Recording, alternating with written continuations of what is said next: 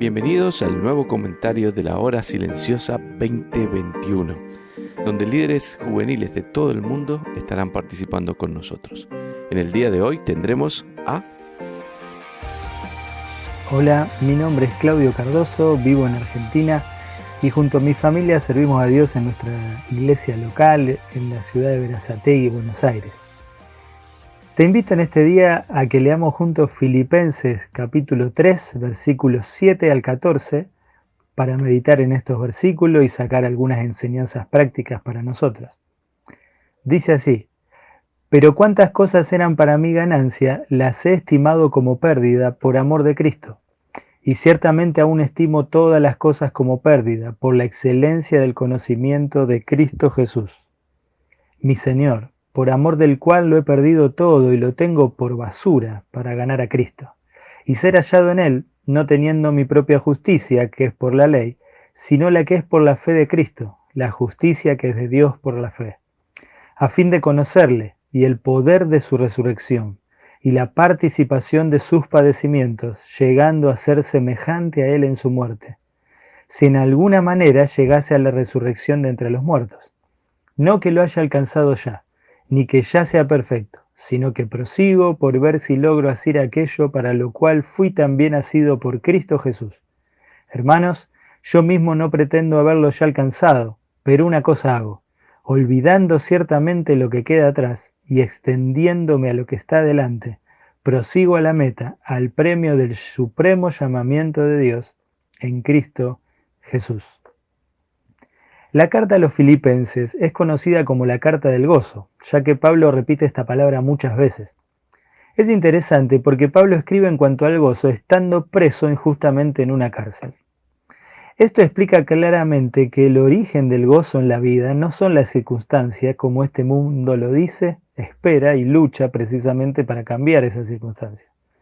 Este gozo proviene de un tema clave que Pablo menciona en el libro, el sentir. El sentir del cristiano.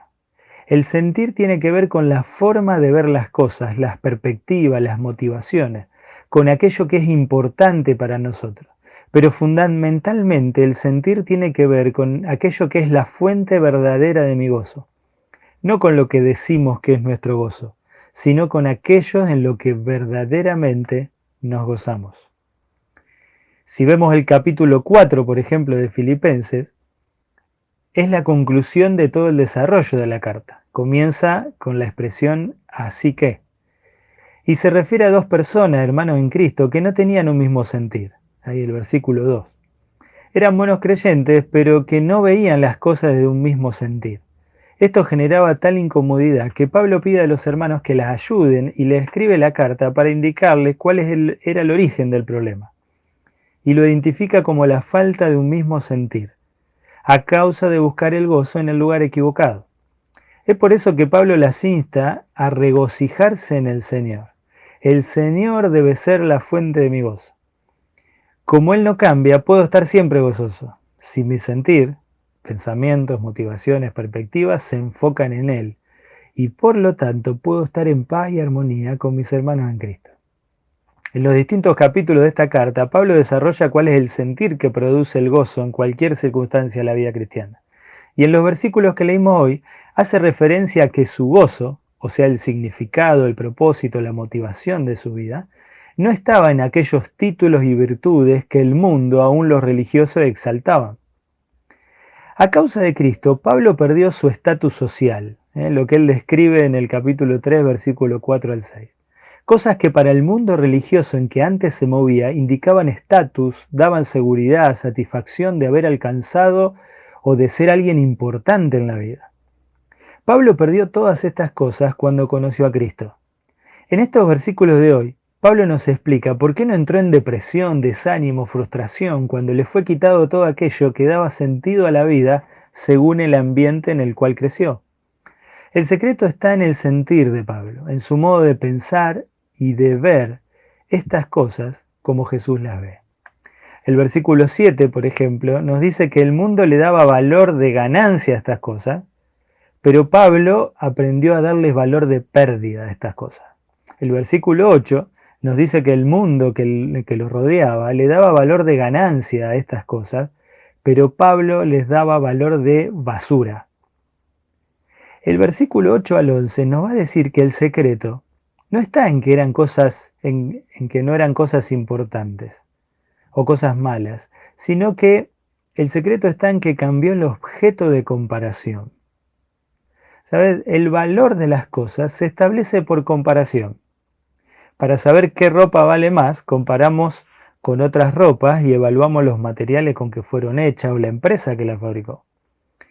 El valor de un auto queda establecido por comparación con otros vehículos. El valor de una carrera universitaria lo establecemos en función del reconocimiento económico o social que tiene al compararlo con otros trabajos.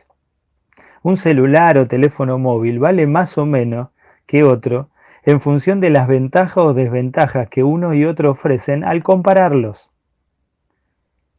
Pablo aquí estima por basura todo aquello que para el mundo era riqueza porque lo compara con Cristo. Un día todo lo maravilloso que este mundo puede ofrecernos desaparecerá como basura.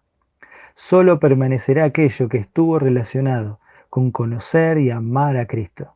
No aquellas cosas que conseguí por mi esfuerzo, sino aquellas cosas que Cristo me dio. El propósito máximo en la vida es ser como Cristo, lo más parecido a Él posible. Cuando comparas cualquier cosa, por impresionante y exaltada que sea por el ser humano, con Cristo, pasa a ser basura si realmente entendiste quién es Cristo y lo que Él hizo por ti.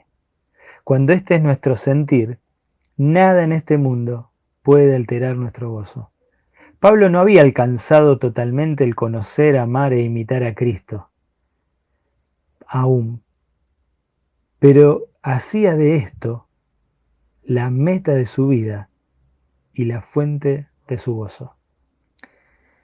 A manera de aplicación, medita en esto. ¿Vives con gozo la vida cristiana? Si no es así, piensa.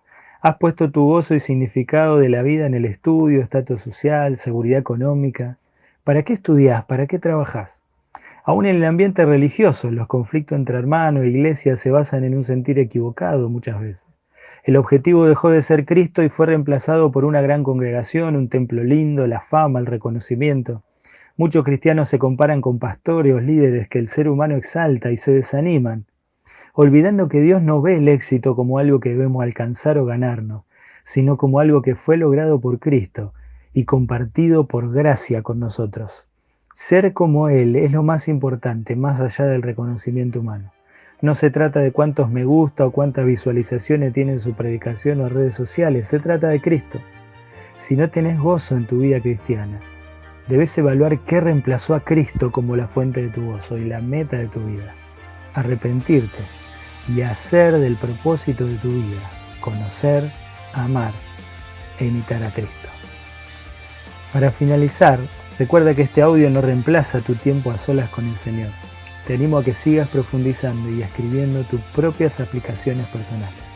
Hasta pronto, que Dios te bendiga.